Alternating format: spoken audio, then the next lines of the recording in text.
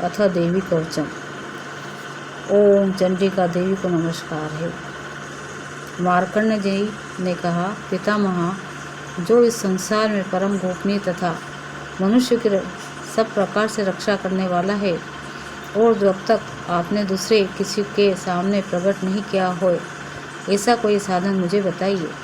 ब्रह्मा जी बोले, ब्राह्मण, ऐसा साधन तो एक देवी का कवच ही है जो गोपनीय से भी परम गोपनीय, पवित्र और संपूर्ण प्राणियों का उपकार करने वाला है। महामुने, उसे श्रवण करो। देवी की 9 मूर्तियां हैं जिन्हें नव दुर्गा कहते हैं। उनके पृथक पृथक नाम बतलाए जाते हैं। प्रथम नाम शैलपुरी, दूसरी मूर्ति का नाम ब्रह्मचारिणी, तीसरी स्वरूप चंद्रघंटा के नाम से प्रसिद्ध है, चौथी मूर्ति का नाम कुसमांडा कहते हैं, 5वीं दुर्गा का नाम स्कंद माता है, देवी के छठे रूप को कात्यायनी कहते हैं, 7वां कालरात्रि और 8वां स्वरूप महागौरी के नाम से प्रसिद्ध है, 9वीं दुर्गा का नाम सिद्धदात्री है। ये सब नाम सर्वज्ञ महात्मा वेद भगवान के द्वारा ही प्रतिपादित हुए हैं। जो मनुष्य अग्नि में जल रहा हो, रणभूमि में शत्रुओं से घिर गया हो, विषम संकट में फंस गया हो तथा इस प्रकार भय से आतुर होकर जो भगवती दुर्गा की शरण में प्राप्त हुए हो, उनका कभी कोई अमंगल नहीं होता। युद्ध के समय संकट में पड़ने पर भी उनके ऊपर कोई विपत्ति नहीं दिखाई देती। उनके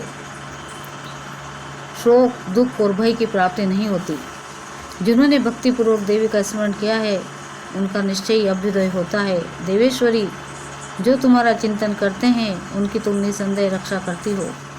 चामुंडा देवी प्रेत पर आरूढ़ होती है, वाराई भैंसे पर सवारी करती है, इंद्री का वाहन ऐरावत हाथी है, वैष्णव देवी गरुड़ पर आसन जमाती है, माहेश्वरी वृषभ पर आरूढ़ होती है, कौमारी का वाहन मयूर है, भगवान विष्णु की प्रियतमा लक्ष्मी देवी कमल के आसन पर विराजमान है और हाथों में कमल धारण किए हुए।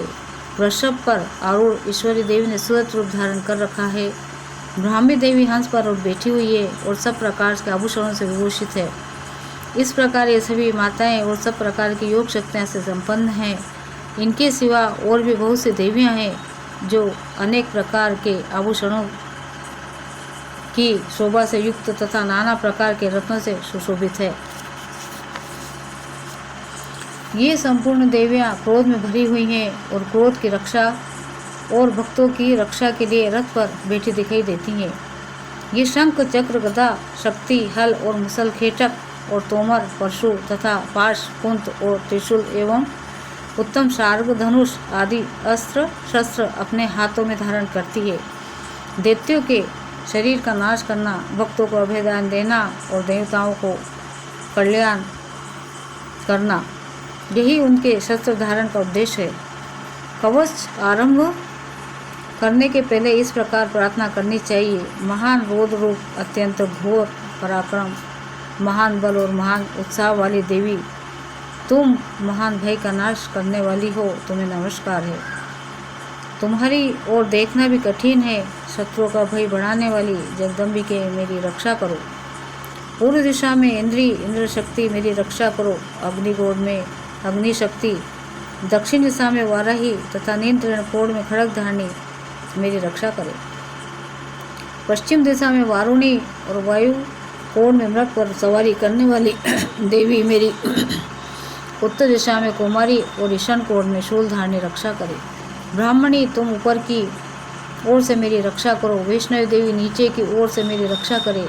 इस प्रकार शव को अपना वाहन बनाने वाली चामुंडा देवी 10 दिशाओं में मेरी रक्षा करे। जया आगे से और विजया पीछे की ओर से मेरी रक्षा करे। वाम भाग में अजिता और दक्षिण भाग में अपराजिता देवी रक्षा करे। उद्योगतिनी शिखा की रक्षा करे। उमा मेरे मस्तक पर विराजमान होकर रक्षा करे। ललाट में मालाधारी रक्षा करे। यशस्विनी देवी मेरे मुंह का संरक्षण करे। भूमि के मध्य भाग में त्रिनेत्रा नथुनों की अम्मी घटा देवी रक्षा करे। दोनों नेत्रों के मध्य भाग में शंखनी और कानों में द्वारवासिनी रक्षा करे। कालिका देवी कपालों की तथा भगवती शंकरी कानों के मूल भाग की रक्षा करे। नासिका में सुगंधा और ऊपर के होठ में चर्चिका देवी रक्षा करे। नीचे के होठ में अमृत कला तथा जिह्वा में सरस्वती देवी रक्षा करे। कुमारी दांतों की और चंडिका कंठ प्रदेश की रक्षा करे। चित्र घंटा गले की घंटी की और महामाया तालु की रहकर रक्षा करे। कामाक्षी चोड़ी की और सर्वमंगला मेरी वाणी की रक्षा करे। भद्रकाली ग्रीवों में और धनुधरी पृष्ठवंश मेरुदंड में रहकर रक्षा करे।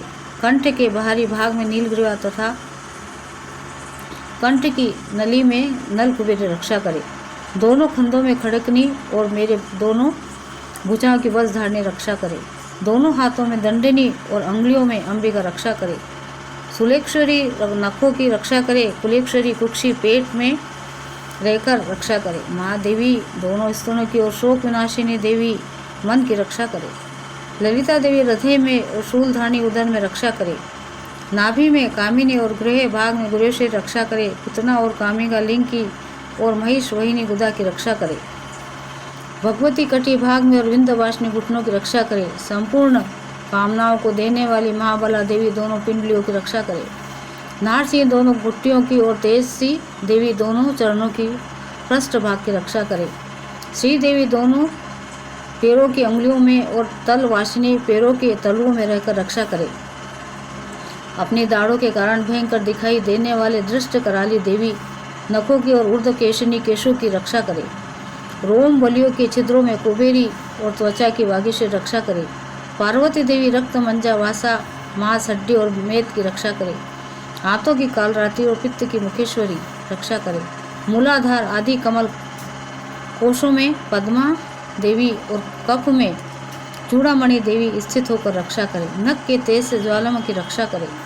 जिसका किसी भी अस्त्र से भेदन नहीं हो सकता वो अभेद्या देवी शरीर को समस्त संधियों में रहकर रक्षा करे। ब्राह्मणी आप मेरे वीर की रक्षा करें। छते से छाए की तथा धर्मधारिणी देवी मेरे अहंकार मन और बुद्धि की रक्षा करें। हाथ में वज्र धारण करने वाली वज्रहस्ता देवी मेरे प्राण आपान व्यान उदान और समान वायु की रक्षा करे। कल्याण में शोभित होने वाली भगवती कल्याण शोभना मेरे प्राण की रक्षा करे। रस रूप गंध शब्द और स्पर्श इन विषयों का अनुभव करते समय योगिनी देवी रक्षा करे तथा सत्वगुण रजोगुण और तमोगुणों की रक्षा सदा नारायण देवी करे। वाराही आयु की रक्षा करे। वैष्णवी धर्म की रक्षा करे तथा चक्र धारण करने वाली देवी यश कीर्ति लक्ष्मी धन तथा विद्या की रक्षा करे। इंद्राणी आप मेरे गोत्र की रक्षा करें। चंडी के तुम मेरे पशुओं की रक्षा करो। महालक्ष्मी पुत्रों की रक्षा करे और भैरवी पत्नी की रक्षा करे। मेरे पथ की सुप्ता तथा मार्ग की क्षेम करी रक्षा करे। राजा के दरबार में माँ लक्ष्मी रक्षा करे तथा सब और व्याप्त रहने वाली विजया देवी संपूर्ण भय से मेरी रक्षा करे। देवी जो इस स्थान कवच में नहीं कहा गया है अतएव रक्षा से रहित है वह सब तुम्हारी द्वारा सुरक्षित है क्योंकि तुम विजयशालिनी और पाप नाशिनी हो। यदि अपने शरीर का भला चाहे तो मनुष्य बिना कवच के कहीं एक पग भी ना जाए। कवच का पाठ करके यात्रा करे। कवच के द्वारा सब ओर से सुरक्षित मनुष्य जहाँ जहाँ भी जाता है वहाँ वहाँ उसे धन लाभ होता है तथा संपूर्ण कामनाओं की सिद्धि करने वाली विजय की प्राप्ति होती है। वह जिस अभिष्ट वस्तु का चिंतन करता है उसको निश्चय प्राप्त होता है। वह पुरुष इस पृथ्वी पर तुलना रहित महान ईश्वर का भागी होता है। कवच से सुरक्षित मनुष्य निर्भय हो जाता है। युद्ध में उसकी पराजय नहीं होती। वह तीनों लोकों में पूजनीय होता है। देवी का यह कवच देवताओं के लिए भी दुर्लभ है। जो प्रतिदिन नियम पूर्वक तीनों संध्याओं के समय श्रद्धा के साथ इसका पाठ करता है उसे देवी कला प्राप्ति होती है तथा तीनों लोकों में कहीं भी पराजित नहीं होता। इतना ही नहीं वह अपमृत्यु से रहित हो 100 से अधिक वर्षों तक जीवित रहता है। मकड़ी चेचक कोढ़ आदि उसकी संपूर्ण व्याधि नष्ट हो जाती हैं। कनेर भांग अफीम धतूरा आदि का स्थावर विष सांप और बिच्छू आदि के काटने से चढ़ा हुआ जंगम विष तथा अहिफेन और तेल के संयोग आदि से बनने वाला प्रतिम विष ये सभी प्रकार के विष दूर हो जाते हैं।